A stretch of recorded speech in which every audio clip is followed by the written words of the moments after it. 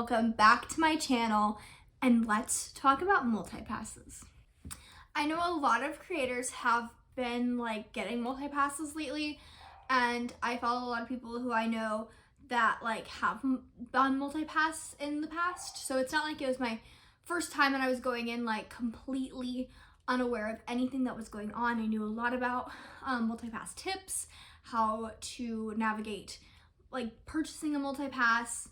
So it wasn't a new concept for me. Me and my mom have also done Genie Plus in the past when they offered the built-in lighting lanes with your park reservation and your hotel reservation. I think that was back in 2021 or possibly 2022. We did it one of the years that they offered it. With that being said, I haven't done that for the past, I think it was 2021, 4 years, because I have had a DAS pass, which you guys do not know is a disability access service pass, and it is a pass to help create an accessible environment in the parks for people like me with disabilities, that prevent them from waiting in a long line, or that a line can be triggering for that individual. So basically the DAS pass was open to most disabilities, except if you just needed a wheelchair, or if you had a broken limb and you were like, well, I can't stand in the line, but I could be in a wheelchair and wait in the regular normal line as long as it is accessible, which was very nice to have that pass. I'm very open about my health journey on here.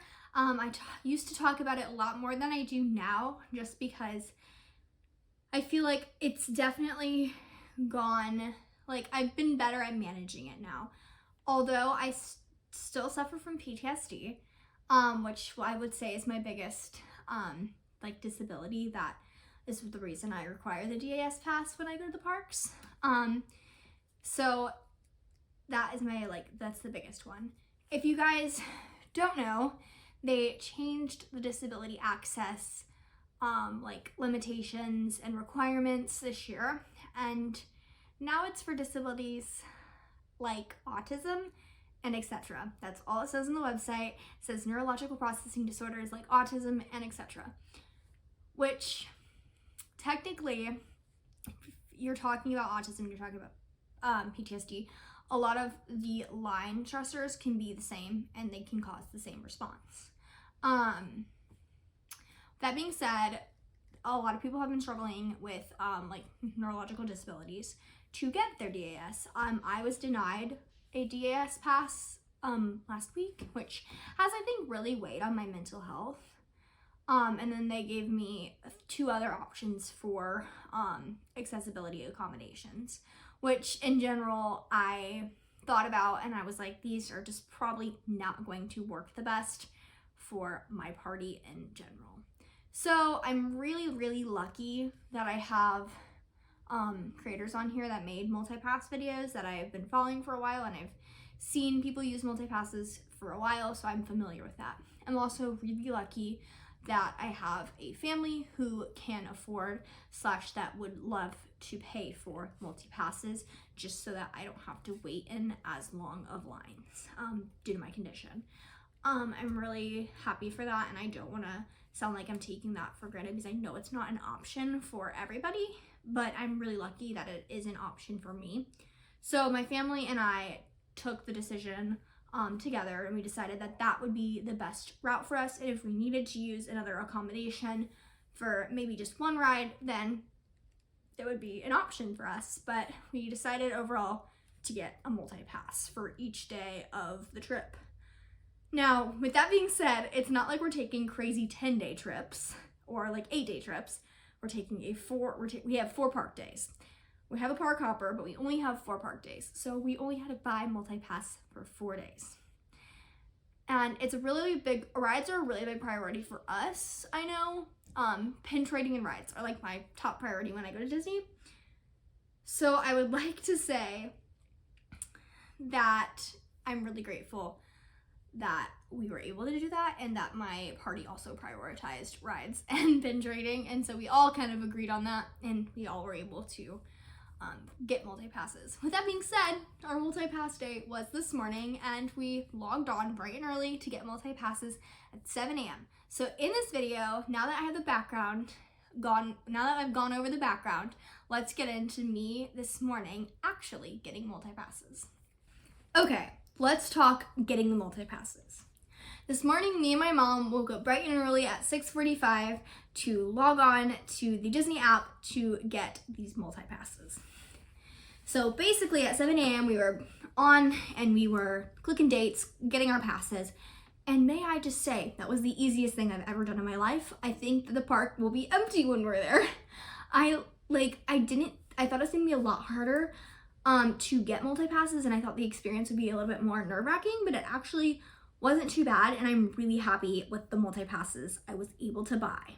So I'm gonna talk to you guys a little bit about pre-planning for that. So about a week ago, I started a document on my iPad on Notability, just kind of mapping out all of the days that we were at the park and what park we were gonna be at in the morning and the afternoon. So I figured that I needed to buy a multi-pass for the park that we were in the morning so that we could use the multi-pass that morning right when we rope drop. So I kind of assigned parks to which multi-pass and which day.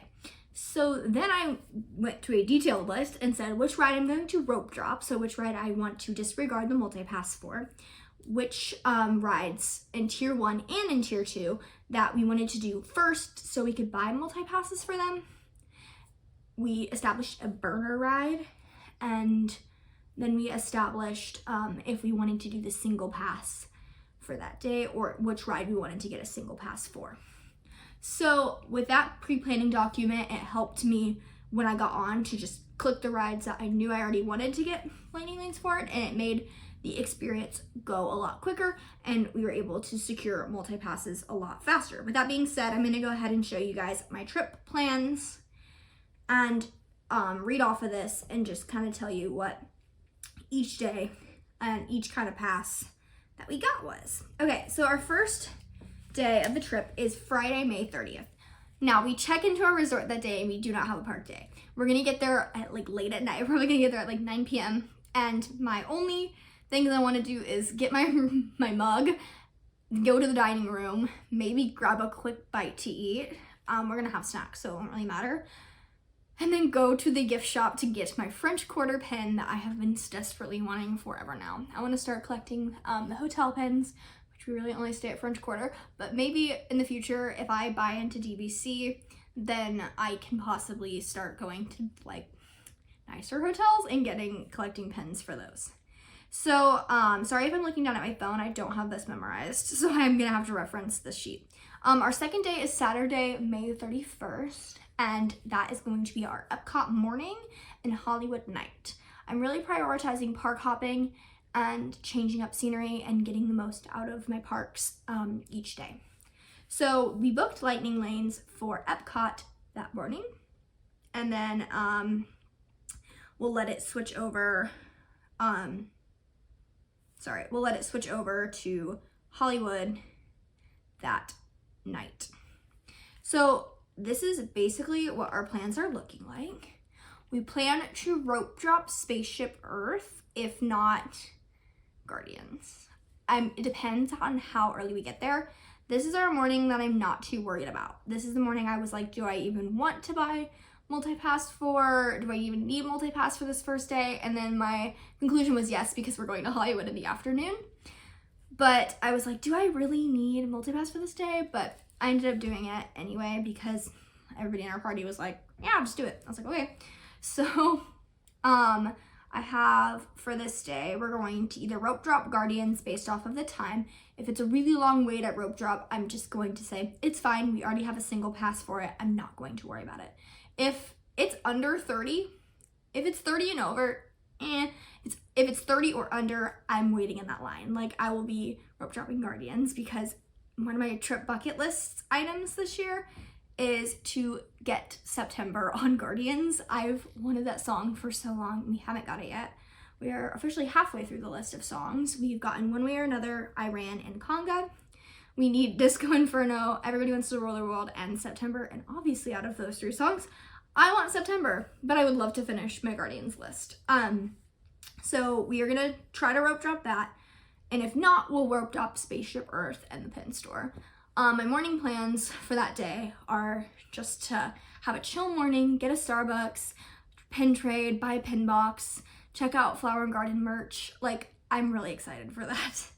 Our first lightning lane we have booked is at 9:10 a.m. and it goes through 10:10.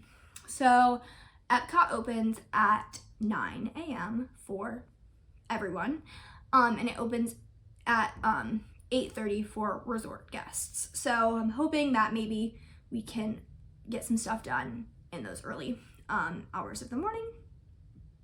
So I have that, so I'm planning on doing that first after Spaceship Earth and or maybe Guardians. Sorry, I had a Diet Coke, so I'm like getting a little in my stomach. And then 10:10 to 11:10, so basically right when we're done with Soarin', we can get on Living with the Land, which I'm so glad that they put these two back to back because they're both in the same pavilion and I don't want to be running around everywhere. So we have Living with the Land at 10:10, and then through 11:10. So it's like an hour long window. And since now you know it's an hour long window, I'm just gonna say the start time. And then after that, we are doing Nemo at 11:10. So my priority was doing no World Showcase, no festival booths this morning, and doing all of like the more upfront to the park stuff and getting that done. Another thing is you might think, oh, well, why wasn't your burner ride Figment? I have a fear of Figment. Like, I'm sorry, like, I know that I'm supposed to be like a Disney girl, but Figment does like actually scare me. Like, if I see Figment in that costume, I'm like, I can't do it. Like, Figment scares me. So I don't ride that ride. And then after that, we have Guardians at 12:15. I'm so excited for Guardians this trip. I love that coaster so much, and I want September so bad. I'm so excited to ride it. But that's from 12:15 to 1:15. So I'm hoping to prioritize skating into that by 12:15 so that we can eat lunch afterwards and then go ahead and transfer over to Hollywood. With that being said, the first night we do have a Hollywood Studios dining reservation, and that will be at Oga's Cantina at 8:55. I wanted to prioritize doing a later Oga's time so we could almost hit park closing at Hollywood when we're at Oga's, because I was like, I kind of want to be there when the park closes, and I think that would just be super fun. So that's what we did for that. And then the next day, which is a Sunday, and that's June 1st, we have our Hollywood morning Epcot night. So Hollywood morning, we're prioritizing Galaxy's Edge and Toy Story Land. And then we are going to be hopping to Epcot and prioritizing, World Showcase and Flower Garden Festival.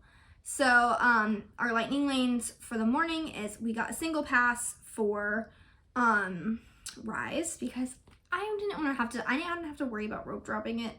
Like, I was honestly so freaking scared to rope drop that ride, so I just didn't. And then we have that first thing in the morning, well, 40 minutes after the park opens. I'm planning on rope dropping Smuggler's Run and then going to Rise afterwards.